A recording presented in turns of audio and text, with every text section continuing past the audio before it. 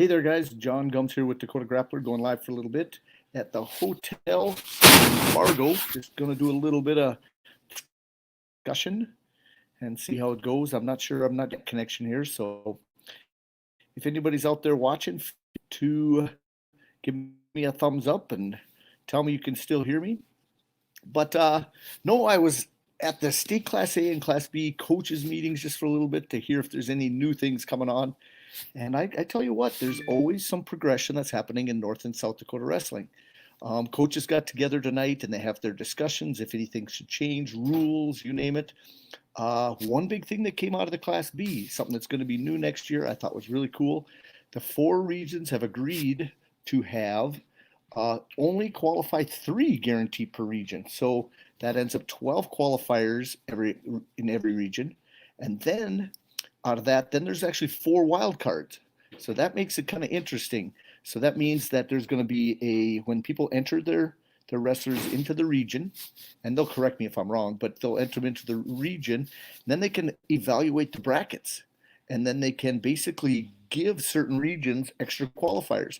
Now it still might be four in a region if you have so many wrestlers, but let's say you have five really good wrestlers in your region at one weight, it's possible that the committee of coaches from each side could give a fifth qualifier to a certain region if there's nobody in a certain region. So that sounds really cool. I kind of like that. And that was voted on, and all the coaches in both North Dakota agreed to that for Class B. Another thing the Class B coaches was really impressed with their meeting, handled very smooth, and they decided that a couple other things. They were trying to, maybe if they need to do a realignment, there was some discussion on that in the different regions, going north, south, or east, west, and divided out different ways. And they pretty much decided against it. They don't want to travel long distances. And they thought, guess what? The numbers might change. They'll have to readjust that here and there. So they're going to give this a try to see how that works. I think that's a pretty good idea. They also voted on some people to get into the Hall of Fame next year. And I won't break the Class B list or the class. Maybe I'll do the Class A this weekend. But there's going to be a lot of broadcasts coming in. I do have an announcement. We have another broadcaster coming in as a guest broadcaster with Beck for the duels. I am bringing in a new broadcaster into the Beck family, and that is Paxton Muse. He's done some broadcasting down with the Northern State stuff, and he's going to be another guy under the headset. So congratulations to Paxton.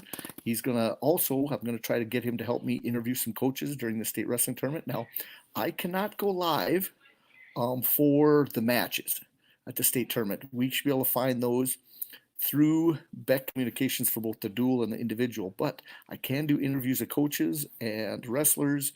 So we're going to try to pull a few off to the side. Another thing I have planned is I'd like to pull all of the people that are getting to the Hall of Fame this year. Now they'll be in and out, and I'm going to try to track them down during the days, and I'm not sure whether they're going to be here, if they're going to be here all Saturday night or when they are before their presentation of their awards getting in the Hall of Fame. But I'm going to try to do individual interviews with each.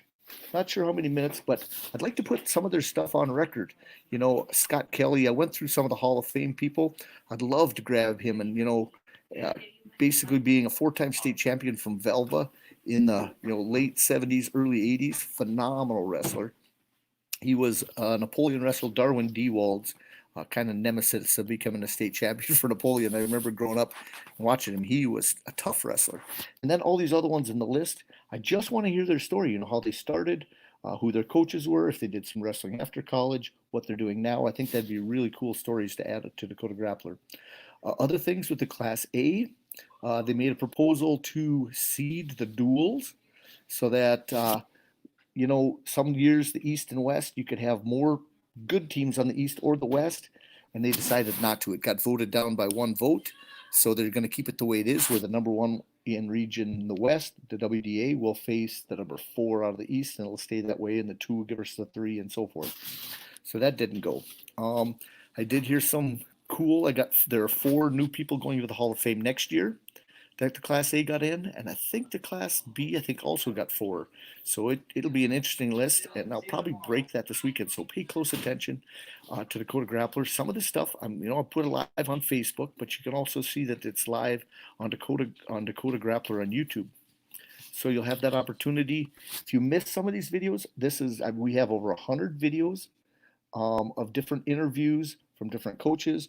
Another thing I have to do is I have to get a hold of some coaches this weekend. I'm really busy, but I need, if anybody from South Dakota, I need a Class A.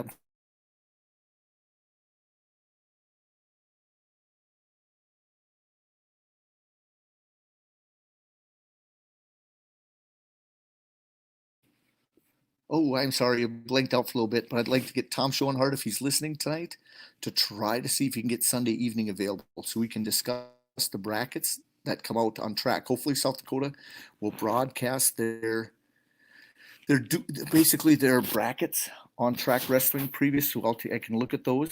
And then if there is a Class B person, maybe I could pull in. I don't necessarily. I'd like somebody that's not necessarily coaching because I know it gets kind of. Some people think it's a little controversy there. I could pull in, somebody like think of McCook Central. I could bring up almost anybody. So there's several coaches out there, but if there's somebody that's an expert in the Class B that is presently not a head coach, I'd like to get an assistant or somebody that won't get chewed out by their parents when they don't talk about the brackets a certain way. But if it's still like I know I could probably find somebody. But if anybody's out there, get a hold of me. Contact me right in here. I'll check the comments. Email me Jon.Gums JONGUMS @gmail.com and just say, hey, I'd like to go on and we can discuss the brackets Sunday night. I'm going to be in Fargo now the next through Sunday morning. So I'll be in and out. If you guys want to catch me there anytime, you can also contact me, email me. I'll be down on the floor. If somebody knows some of the people in the Hall of Fame at the state tournament and say, hey, I'm there, or maybe you're one of the Hall of Fame people watching this, have them get a hold of me so I can pull them off to the side so I can interview them. Everything, I have to get them down to the floor, or I have to bring my camera up to them so that we can visit. I'd love it. Okay. Now, let me think. Other things. State tournament tomorrow. We have our first round of the Class B individuals at 11 o'clock. Wrestlers will be there early doing skin checks and weigh-ins and stuff like that. So the building definitely opens up quite a bit earlier. But the first round of the Class A individuals is at 11, and the Class B duels also at 11. So half the mats will be filled with the 4 duels, and half will be with the individuals. And then as soon as that is done, well, I would guess it'll take about 2 hours. It's usually about to try to get those done, hour and a half to 2 hours. When those are completed, it's a rolling schedule. They try to keep it kind of even, and then as soon as those are done, they'll switch. Then they'll have the Class A duels, usually 1:30, I think, is the main schedule, but they don't have that concrete. And then they'll go over then to the B individual matches. When that is done, there's usually a small break, and then they'll go to the second round of the duels and so forth. And I tell you what, the quarterfinals of the individual also. Tomorrow is going to be a busy day, and all those people out there that are coming to the state wrestling tournament, I'll try to keep you up to date.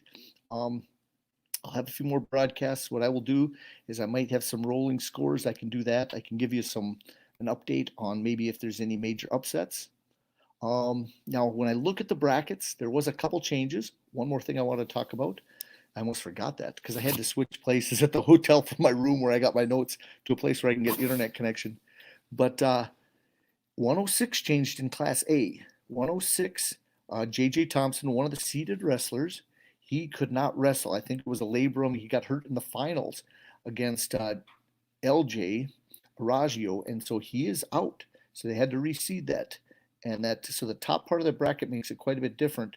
That puts Blake Ursland in the 4 seed, and then Savageau from Bismarck, their backup wrestler, in the 5 seed.